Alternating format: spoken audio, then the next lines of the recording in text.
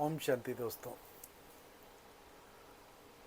South में एक संत हुए हैं, श्री रामकृष्ण परमहंस। एक बार वो एक नदी के किनारे गहन तपस्या में बैठे हुए थे। अचानक लोगों ने उनकी आवाज़ सुनी, मुझे मत मारो, मुझे मत मारो, मुझे छोड़ दो, मुझे छोड़ दो। वो एकदम नितांत अकेले थे। लोग बड़े हैरान हुए और उनके पास गए तो देखा वो चिल्ला रहे थे, मुझे मत मारो, मुझे मत मारो, मुझे छोड़ दो। उन्होंने पूछा, महात्मा जी ऐसा क्यों, आपको तो कोई मार नहीं रहा है।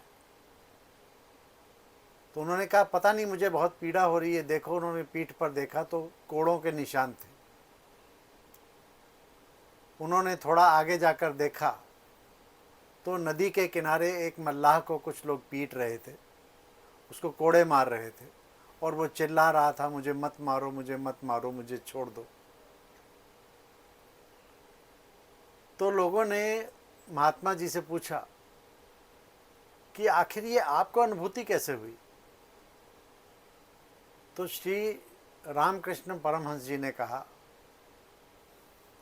कि जब आपको किसी से एम्पैथी होती है, यानी जब आप किसी के दर्द को उसकी पीड़ा को खुद महसूस करते हो, तो आप जैसे उसमें समा जाते हो और उसकी पीड़ा आपकी अपनी पीड़ा बन जाती है।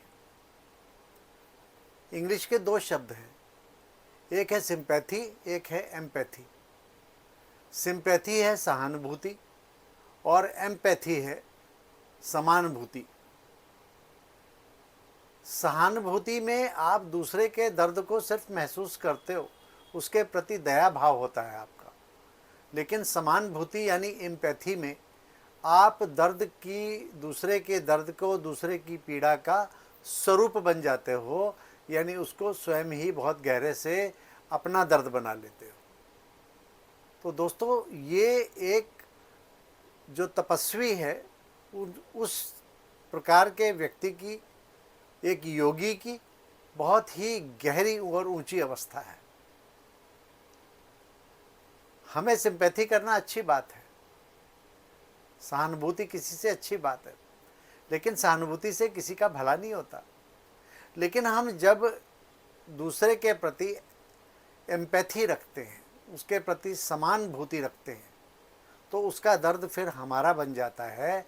उस पीड़ा को हम बहुत गहरे से महसूस करते हैं और उसकी पीड़ा में उसके फिर मददगार बन सकते हैं, या उसकी पीड़ा को दूर करने का, क्योंकि हमने उस पीड़ा की इंटेंसिटी को समझा है, उस पीड़ा को दूर करने में पूरा जोर लगा देते हैं। तो दोस्तों, हमें कोशिश करनी चाहिए कि हम दूसरों के प्रति एम्पैथी रखें। सिंपैथी भी अच्छी बात है, लेकिन अगर एम्पैथी होगी तो वो हमारी और गहरी और ऊंची अवस्था को इंडिकेट करेगी।